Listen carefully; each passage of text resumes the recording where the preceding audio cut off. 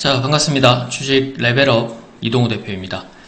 자, 어려운 시장 속인데요. 어려운 시장 속에서도 급등주들이 하나둘씩 또 나오기 시작하고요. 그 안에서 또 주도 업종들도 하나둘씩 보이기 시작해서 오늘 그 시간들 짧게 설명해 드리고 시작하도록 하겠습니다.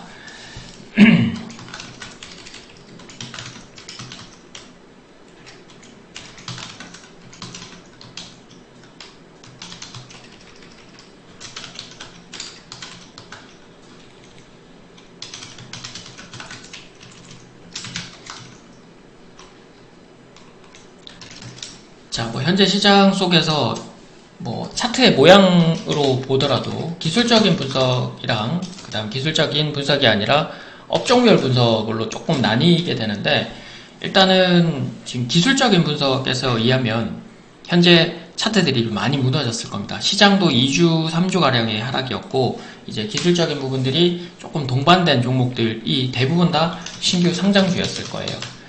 어제도 오늘 아침에도 제가 아침마다 올려드리는 부분이 있죠. 아침마다 N자형, 피라미드, 그 다음에 라포과대 이렇게 올려드리는데, 오늘 아침에 올려드린 종목 중에 하나가 이제 에르코스였죠. 에르코스가 바로 급등세를 좀 보였고요. 이 형태와 비슷하게 미트박스가 올라갔습니다. 그 형태와 비슷하게 지금 신규 상장주 중에 기술적으로 N자형의 급등주 패턴, 그리고 또는 이제 피라미드 형태의 형태를 가져가는데, 그 형태를 잠깐 설명을 드리면, 피라미드 형태는 대체적으로는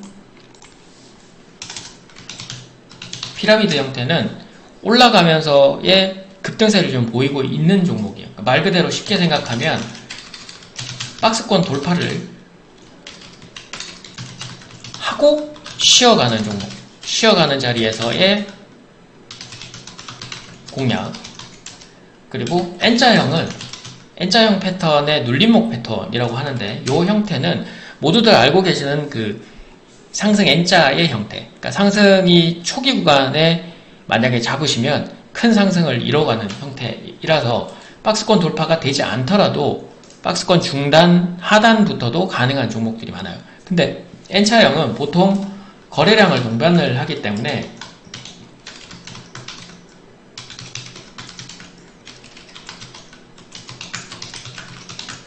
급등주 형태로도 많이 꼽힙니다. 그리고 피라미드 형태는 박스권을 이미 돌파를 한 상태이기 때문에 지금 빨리 가지 않더라도 천천히 우상향을 하면서 오랜 기간 상승세를 가져가는 형태들이 좀 있다는 거죠. 그래서 그 차이일 뿐이지 실제로 공략하는 포인트들은 거의 비슷하다고 생각하시면 돼요. 자, 보시면 이제 미트박스 같은 경우가 그랬고, 오늘 이제 그 아침에 드렸던 그 에르코스 같은 경우가 최근에 박스권을 이렇게 보면, 자, 엊그제도 윗꼬리가 달았고요.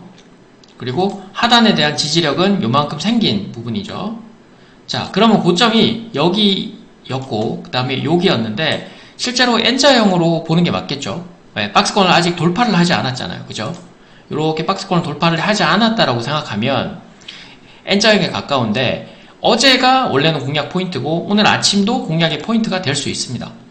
크게 상승으로 출발하지 않는다라면 공략이 가능하고, 여기의 핵심은 이 자리예요. 전일에 거래량을 동반하지 않은 양봉이나 음봉이 나와야 돼요. 그러니까 보통 급등의 자리들은 급등 전에 쉬어가는 자리 많아요. 보통의 급등의 종목들은 대다수가 보면 전날 급등하기 전날이 거래량이 가장 적은 날이 많아요. 특히나 상한가가 나오는 날들은 전일 급등 전에 첫 번째 상한가 전날이 많아요. 자, 오늘 유라클이 상한가를 갔습니다만 똑같은 형태죠. 자, 급등하기 전날을 보면 대부분 다 갑자기 거래량이 확 줄어버려요. 근데 추세를 급하게 깨거나 그러지 않는 모습인 거죠.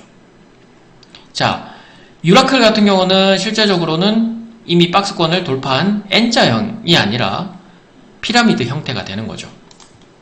자, 요 자리였다면 N자형이었고, 이번 주 들어서면서는 피라미드 형태에 가깝다가 그게 유지가 됐다가 급등이 나오는 형태. 근데 오늘 급등의 핵심은 전일에 이 거래량이 줄었다는 거에 핵심을 두시면 될 것 같아요. 되게 쉬우면서도 요 음봉이 되게 의미하는 바가 되게 큽니다. 자, 여기서 거래량을 동반한 음봉이 나와버리면 오늘 무너지는 자리거나 하루 정도 더 쉬어가는 자리가 나올 수 있어요.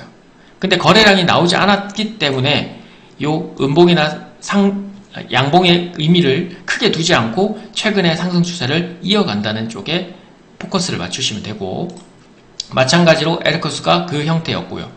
미트박스는 앞서서 보신 바와 마찬가지로 오늘 돌파를 하면서 박스권을 돌파를 했어요. 요 안쪽에서는 N자형이 가능하죠. 물론 이제 미트박스는 그 내용적으로는 이제 미국 쪽의 그 소고기 문제 때문에 조금 더 급등을 했지만 차트상으로도 잡을 수는 있었어요. 자, 여기 급등을 다시 반등이 나왔던 요 전전날의 모습을 보면 실제 거래량이 급증을 했던 요 전날이었죠. 요 날도 18% 가까이 움직였어요. 화요일날. 근데 그 전날, 전전날 보면 급락을 하는데도 거래량은 급증을 하지 않아요. 보통은 음봉을 깨고 내려오면 굉장히 두려운 것으로 판단이 되고, 그 음봉이 보통 저가 수준에서 스탑로스라고 하는 부분들이 걸리면서 거기서 마무리가 돼버리면 상당히 좀 곤란한 경우들이 많아요. 근데 그게 물량을 깨고 내려오는 순간에 거래량이 많지 않으면 하루 정도는 더 보고 판단을 하셔도 늦지 않아요. 시장에 공세에 물밀듯이 같이 내려오는 경우도 있습니다만, 대체적으로는 그냥 차트가 무너져서 차트의 일시적인 하락에 의해서 내려왔다가 올라오는 케이스들이 있고, 그게 시장으로 치면 이제 섬골 반전이 되는 거예요. 근데 섬골 반전이 나오면 강력한 반전 신호가 나와요. 차트로도 그렇고 종목으로도 비슷하게 나오는 거죠. 비트박스가 그런 모습이었다는 거죠.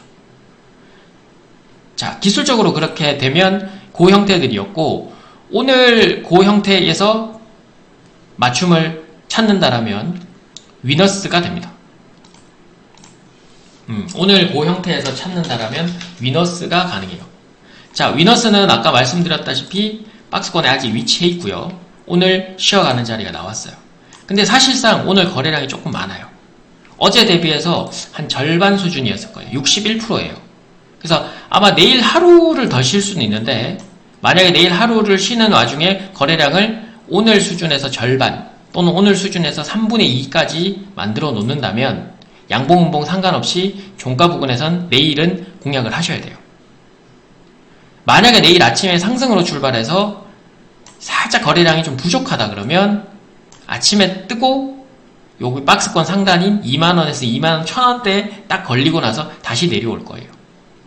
그리고 다시 다음 주 월요일 시세를 기대하게 되는 거죠. 그래서 내일 모레 둘 다 시세는 위너스 쪽에 붙으시면 돼요.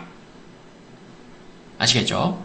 자, 또 한 종목은 이제 차트로는 아까 말씀드렸던 것 중에서는 가벼운 것 쪽 위주로 해야 되니까 굳이 보시겠다라고 하면 저는 개인적으로는 LK캠. 자, 이거는 지금 약간의 하락 추세를 좀 동반하고는 있습니다. 자, 여기 보시면 하락 추세가 약간 동반되고 있죠. 그리고 어제 오늘 돌파 시도를 했고요. 근데 거래량이 동반이 되면서 내일 추가 거래량으로 양봉이 하나 딱 떠버린다. 그러면 형태로는 무슨 형태가 되냐면 아까 보여드렸던 미트박스의 형태가 돼요. 미트박스가 어제 엊그저께 보여줬던 그 형태가 내일 LK캠에서 양봉이 하나 세게 떠버리거나 거래량이 동반된 양봉이 뜨게 되면 그 형태가 만들어져요. 그러면서 돌파가 되고 가벼워지는 자리가 하나 더 나올 수 있다. 아시겠죠? 그래서 이 두 개를 일단 가장 우선순위로 보시고요. 자, 두 번째 업종으로 보면 지금 화장품, 조성 기자재, 바이오 쪽은 오늘 올라왔지만 빠르지 않아요.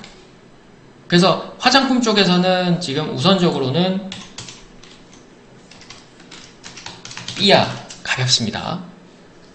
그리고 원래는 이제 가벼운 쪽으로는 SMCG, 요게 최근에 신규 상장이라서 조금 가벼울 수 있었는데 오늘 반짝하고 또 말아버렸어요.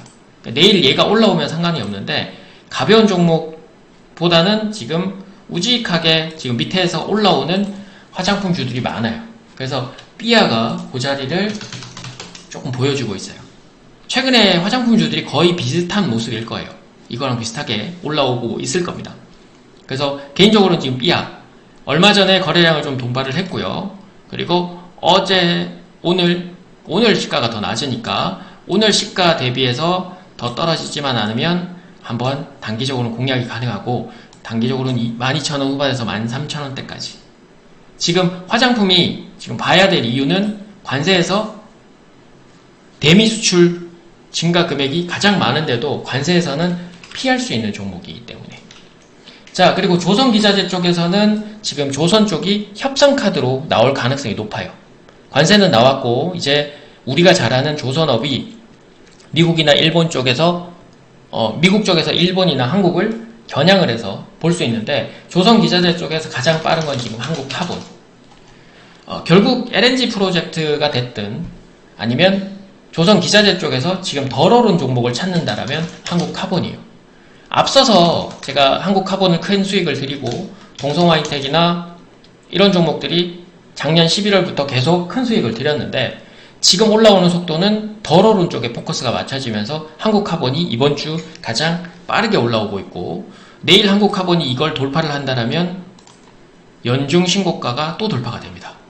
근데 이 연중 신고가는 의미가 좀 깊습니다. 5년 동안의 최고가를 돌파를 하는 거고 다른 종목들 동성화인텍이나 뭐 앞서서 성광밴드나 그 다음 태광이나 이런 종목들보다도 훨씬 더 많은 자리를 염두하게 되는 자리예요. 실제 2005년에서 2010년 사이에 요 조선기자재 종목들은 대부분 다 한번 슈팅이 나왔어요. 근데 조선기자재 쪽에서도 가장 덜 올랐지만 이번에 돌파를 했을 경우에 최근 20년, 30년 만에 가장 최고가를 쓰고 있는 한국카본이 히어로가 될 가능성이 높다.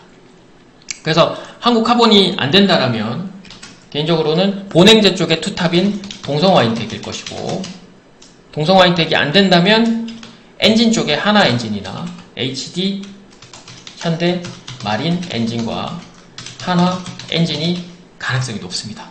둘 다 자리는 오늘, 어제 다 올랐지만 이제 추가 돌파로 어떤 한 종목이든 돌파가 되면 그걸 따라가는 업종별 후발주자들이 생기게 되고 그래서 동성화인텍도 연이틀 3일, 4일 정도 지금 양봉임에도 불구하고 추가 돌파가 용이한 자리다.